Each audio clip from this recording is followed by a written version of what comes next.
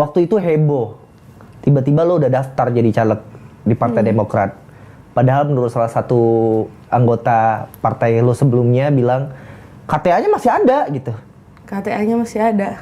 Gitu. Tapi dari berapa bulan sebelumnya gue udah dikeluarin dari komisi. Udah tidak dianggap bagian dari komisi 1 waktu itu. Gue udah nggak boleh ikut kunker. Gue udah tidak punya hak bersuara. Kayak cuma jadi anggota dewan yang kayak hantu gitu, kayak anggota dewan tanpa komisi, tanpa AKD, tanpa apapun. Tapi setelah itu bilangnya gue nggak dikeluarin, itu maksudnya apa gitu loh. Jadi gue udah dinonjobkan. Tapi dibilangnya masih ada. Masih gitu, ada gitu. Nah, gue punya surat bahkan ke Mahkamah Partai waktu itu gue ajuin. Kenapa gue diginiin gitu. Jadi gue waktu itu berperkara di Mahkamah Partai, tapi karena sepertinya belum berjalan juga. Akhirnya ya udah kalau gini terus, jadi nanti setelah gue periode kedua kalau gue nyalon lagi dari situ nanti gue gini lagi kan, gue takut juga gitu loh. Mending gue. Waktu itu sampai muncul berita ini loh, Nasdem minta KPU gugurkan pencalekan Hillary Lasut karena pindah ke Demokrat. Ya nggak apa-apa lah, biasa itu senior. What happened sih, Phil? Gue pengen tahu deh, boleh nggak lo cerita? Gimana cara ceritanya? Karena ini di kamera dan gue nggak mau digugat. Singkatnya aja. Garis besarnya sih gue mungkin nggak bisa diatur ya. Gue bukan orang yang terlalu bisa menuruti aturan kalau nggak make sense di gue. Kalau gue ngerasa nggak ada faedahnya untuk gue atau masyarakat gue gitu loh, untuk apa gue seperti ini gitu kan. Gue mau nolong masyarakat, kadang gue merasa gue yang ditekan, bukan yang disupport gitu loh. Jadi kalau misalnya ada contoh gue perang sama petinggi yang tinggi banget, bintangnya banyak nih, karena ada masyarakat gue yang jadi korban misalnya.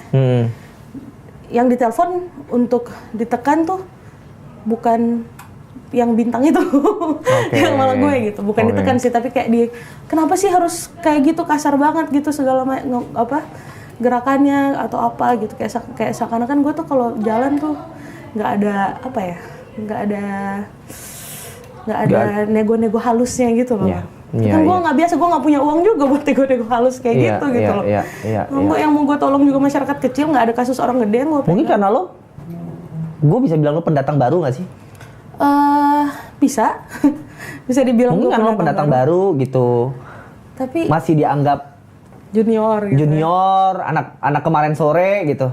Emang iya sih kalau mau dibilang, kalau mau dibandingin sama mereka. Ada yang mengucapkan itu kalau? Ya semuanya juga. Kalau waktu gue kayak marah-marah dikit di komisi, pasti ada yang bilang, cucu saya lebih tua dari kamu gitu. Oh ya? Ya iya gitu loh, wajar. Tapi kan gue dipilih masyarakat juga terlepas dari umur gue kan. Jadi harusnya kan 70.000, walaupun waktu itu belum 300.000 ya, 70.000 itu kan masyarakat juga gitu loh. Dan mereka kan mengharapkan gue, masa ya kali gue diam-diam aja gitu. Yang ada nanti gue dibilang sama lagi sama DPR yang lain kan.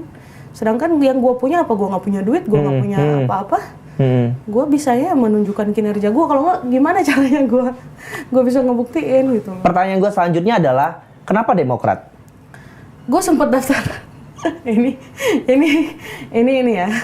Gue nggak tahu nih, nggak apa-apa, tapi sama aja ada di media juga. Gue sempat daftar Gerindra, honestly. Tapi gue ditolak waktu itu. Dan waktu itu awalnya kenapa gue hampir nggak masuk Demokrat, karena waktu itu Demokrat sempat ada kelihatan ada komunikasi sama capres yang sama dengan capres yang sebelumnya di partai gue sebelumnya.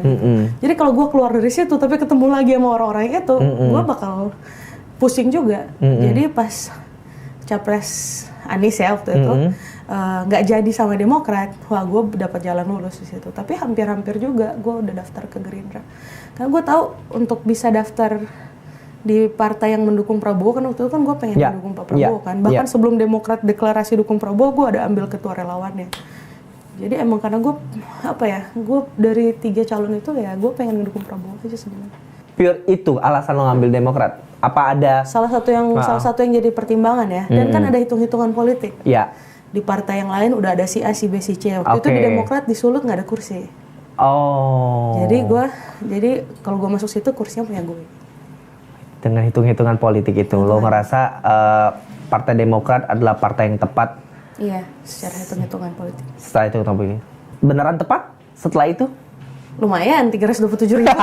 Iya juga ya. Duduk juga kan gue Duduk gitu. juga. Bahkan lu membuktikan bahwa membuktikan bahwa Demokrat bisa dapat 1 kursi yang sebelumnya nggak ada. Sebelumnya nggak ada. Oke. Hampir 2 kursi loh kita. Jadi kita hampir 2 kursi sendirian. Partai yang satu lagi cuma beda sekitar 5 sampai 10.000. Jadi kayak kalau ada 1 orang lagi aja yang kerja di yang lebih getol lagi nambah 10.000 suara, kita 2 kursi gitu. Kalau Demokrat gak ngabulin pemerintahan lu keterlaluan sih. Gue ngomorin keterlaluan sih, ya kan, ya kan, ya Semoga kan. pada denger lah.